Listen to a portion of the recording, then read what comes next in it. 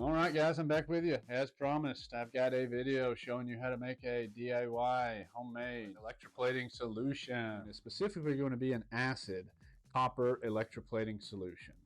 This video is going to show you what chemicals you can use. It is going to give you a safety briefing on dealing with these chemicals. And then we are also going to show you how it's mixed and a basic demonstration of how to use it in an electroplating setup.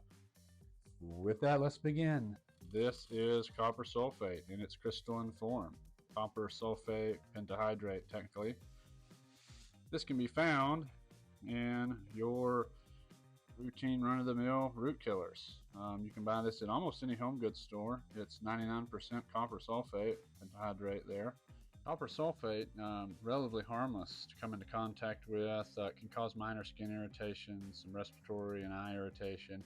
However, if it's swallowed, it can have extremely detrimental effects. So please, please, please keep it locked up if you've got small children, pets around. And if you're going to dispose of this, just be mindful that it is extremely detrimental to aquatic ecosystems. So please dispose of this properly, guys, if y'all are going to use this and try this out. Repeat after me. I will use only distilled water, not bottled water, not tap water, not any other kind of water for this. Because any other type of water will contain impurities, and we do not want impurities in our electroplating solution. Next item on the list is muriatic acid, also known as hydrochloric acid. This is a common item that you can find in home goods stores for cleaning and etching concrete. We only need about 1 drop of this per liter of solution. We're using this to add chloride ions to our electroplating solution. The next item to be discussed is going to be the sulfuric acid. So this is a drain cleaner that can be bought locally here in the States. And if you look at the MSDS, the data sheet for this, it's between 90 to 100% pure sulfuric acid, a little bit of dye just to color the solution so you can watch it clean your drains in action. However, this has very minimal effect on our plating solution if you end up going this route. And I don't think I can stress enough how dangerous an acid of this strength is. This is the same thing that's in battery acid.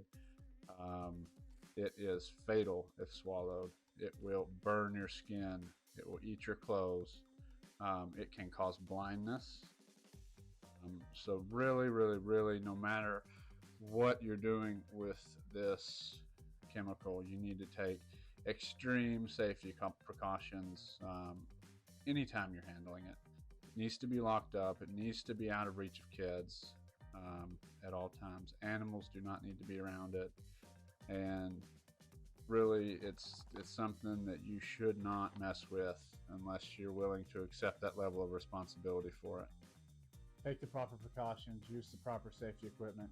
These strong acids are no joke. Do not try any of this stuff if you don't know what you're doing, if you don't have the proper experience. Research, get educated, figure out what you need to know before you do it. It can be a safe and fun hobby, guys, but just make sure you're doing it safe. That's all I'm going to say on the subject. Anyhow, let's keep going.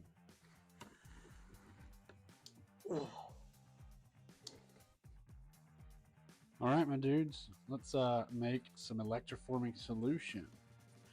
Start off with your PPE. These are acid resistant nitrile gloves. They are extra thick. They are 9 mils. That does not save you from a strong acid, but it definitely gives you way more time. Also, protective eyewear is a must. These acids can cause you to go blind, and we need to see because there's so much cool stuff to see. All right, first things first, I've got some distilled water here. We're going to add that to our main beaker. Shooting for around 950 mLs.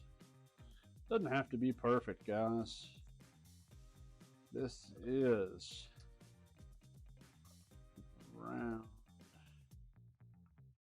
about 950 there. All right.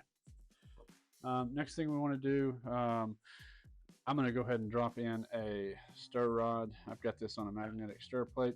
You don't have to use a magnetic stir plate. You can use a glass stir stick. You can use a plastic stir stick. You can use anything except for metal, or anything that acid will attack. So next we need our copper sulfate. So we will go ahead and zero out our scale here. Zero with the beaker on it so that we can get an accurate reading. Calls for around 200 grams. Make sure it's set on the appropriate unit. And we will go 200.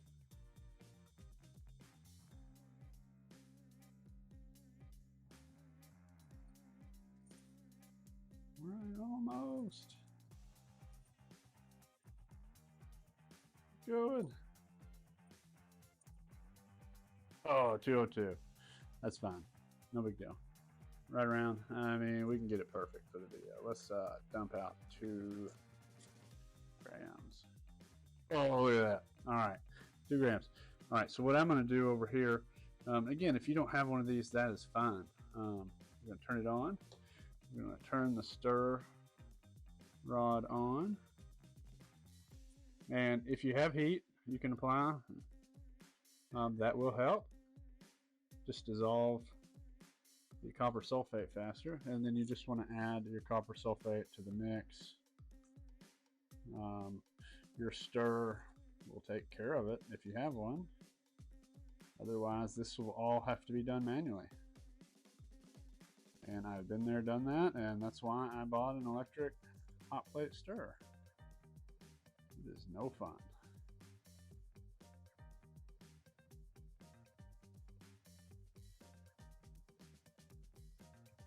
And so while that's working, we will go ahead and take our scale away. And we are going to get our sulfuric acid ready next.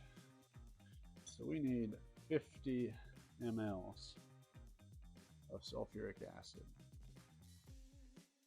If I weren't doing this on camera, I would probably try to pour this into the beaker. However, since we're demonstrating safety and I don't want to look like an idiot, we are going to go ahead and pour it into a container.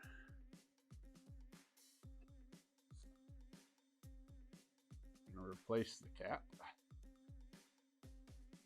And we're going to use a pipette to painstakingly add 50 mLs.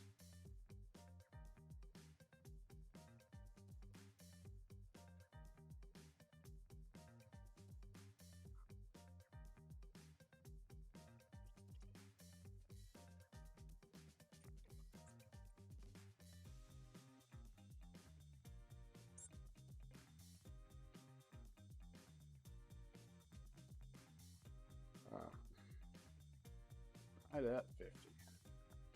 Now we are going to set our acid out of the way.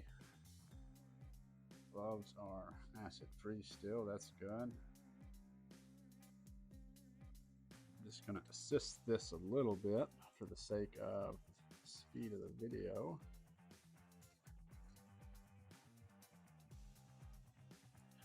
Now 200 grams should dissolve pretty easily within a liter of this solution. It just takes it a minute.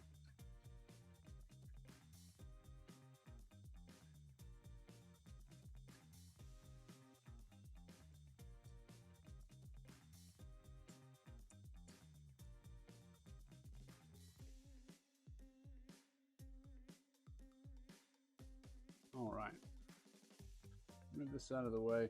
We also need a drop of muriatic acid, so it's going to act as our chloride in the solution. So we're going to take this oversized pipette here. Try to just get 1 drop. Oh, that was 2. Okay, no big deal. Again, cap back on. Spills of acid are no good for your concrete, or pretty much any floor surface. And here is the acid. You always add acid to the water, guys. Never add water to acid. It creates a really exothermic reaction if you do it the other way, which we demonstrated earlier. So the safe way to do it is to add the acid into your solution. Again, we're using an oversized beaker here so that we don't have to worry about splashes. Because there's going to be a little bit of splashes. Just take it nice and... Alright guys, so at this point your solution's pretty much done. I'm going to let it stir for a few more minutes, and that's it. Pro tip, guys. Lab grade glassware is expensive, so is HDPE. I really like actually storing my unused solution in these mason jars. They're made out of thick glass. They've actually got graduated markings on them so that you can know how much is in each container. They're really well for just storing your chemical cabinets. The other thing I also really like is that when we are putting the solution into the container, I can actually unscrew this lid, take the cap off, put a coffee filter in its place, and I can filter the solution each time I use it. That way the solution doesn't have to sit out, and I don't necessarily always feel like filtering it after I've done the whole thing, so can filter it putting it away. I choose to filter it when I put it back into the container to use it. Anyhow, easy pro tip there, guys.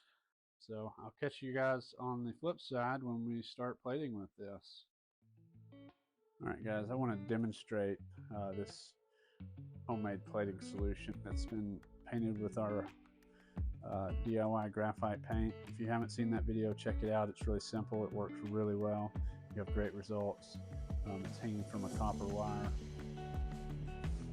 Then we will start the plating process, and I will kind of let you guys time-lapse watch that in action.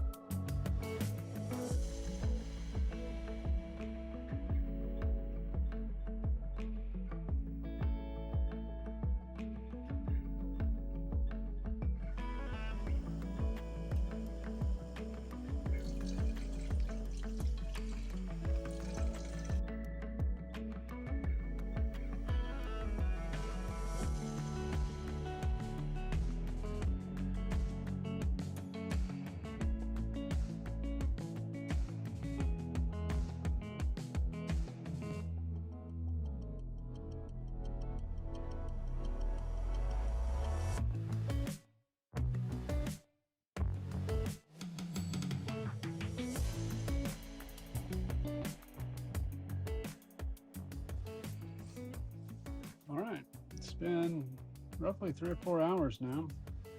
Let's see where we're at. I did come in and rotate the piece a little bit.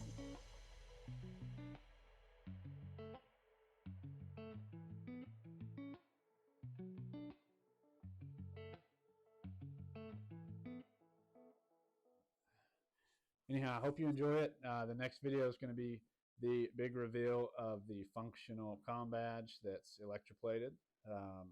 Please subscribe if you want to check that out. A lot of cool stuff went into making that. Next video is going to be the actual working comm badge that we've got electroplated. So if you want to check that out, please subscribe. It's going to be really cool, and we've got a lot of other cool stuff coming down the pipe. So even if you're not interested in the comm badge, subscribe. Who knows? Maybe you'll find something else you like, guys. This is an educational video, but it is not an instructional video. Anything you do, you need to make sure you have the proper training. Just be safe, guys. I don't want anybody to get hurt. That's not any fun. Bad way to end the day. And finally, as you've probably all come to love, we'll have a bloopers reel where I feel stupid for talking in front of this camera. Because I always do. It's so dumb. All right, guys. Thanks for watching. That's it. Hope you enjoyed it. Hope you learned something. Hope you've got something that you can take into your shop and hopefully get something electroplated, make it look badass. Anyhow, please check out my next video. That's what this has all been leading up to, is us making a working comm badge from the Star Trek universe. It's for a buddy of mine who is an absolute huge fan. A few months have gone into making that. It's been a long process. It's actually the reason I got into electroplating in the first place. So really, it's been in the works for over a year, but really just kind of dug into it in the last few months. So that is going to be really cool. Subscribe if you want to turn on your notifications. I don't really know what that does, but if you want to, I think it'll tell you when the video comes out. So yeah, I hope you guys enjoyed this video, and I really hope you enjoyed the next video. So stick around for that, and in the meantime, go make some cool shit. Boom. Okay. All right, guys. See you on the next spin. Period. The end. Blah blah blah blah blah. All right, guys. Coming right back. We're back with you. All right. Enjoy. Enjoy. All right, guys. Thanks for watching. That was it. Damn it, I shook the camera. Enjoy the video. Enjoy the video.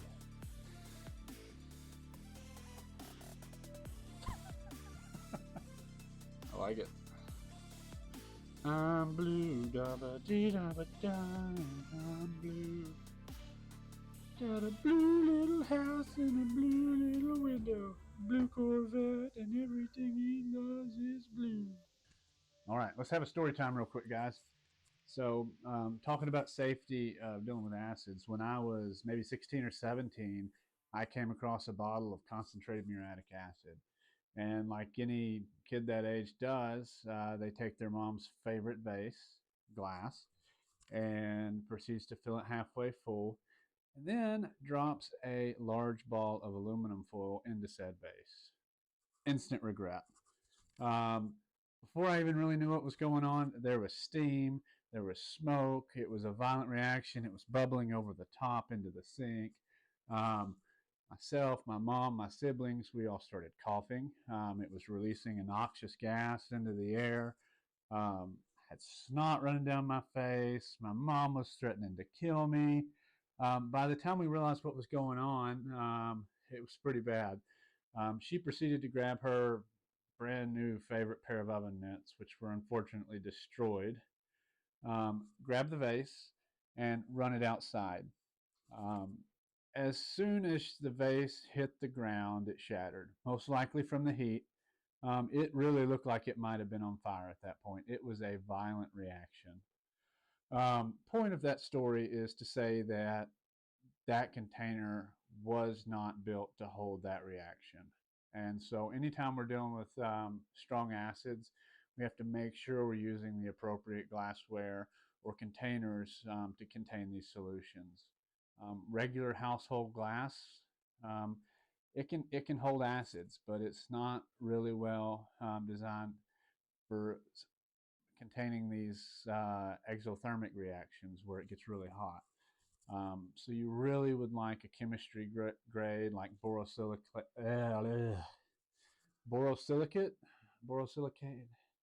You would really like a chemistry grade. You would really like a chemistry. You really want to get a chemistry grade. You really want to get a chemistry grade glassware set to carry out some of these. You really want to get a chemistry grade glassware set to do electroplating in, or maybe a better and cheaper alternative would be to use something called HDPE plastics. Those are very well suited to handle acids. They can handle minor heat. The container that I just demonstrated was HDPE, and it didn't deform. Just make sure it's a thicker version of it, and it should be fine for electroplating. If you're going to be using a hot plate or anything where you've got prolonged heat applied to it, I would use lab grade glassware, however, and that's what we'll be using for the most part. Sometimes when you have to do a bigger plating of a bigger object, that's not a luxury, because big laboratory grade glassware is expensive. And so just take the proper precautions. Do it inside of a cheap old fish tank. Do it inside of a big bin. Do it outside, somewhere where if the glass does shatter, it's not going to be the end of the world. You're not going to get property damage. You're not going to get damage to yourself or your others. Um, just make sure that you're being extremely safe. Make sure you're being diligent, and make sure you're using the proper equipment for what we're doing. Because again, you can always postpone an experiment or a project for safety, but you can't always take back an injury or damage to something that's done. So um, anytime you're doing something like this, look at it with a level head. Don't rush through it.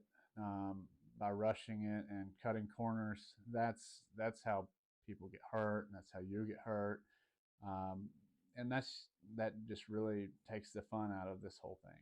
So let's move on. I will quit preaching and we can just have fun now.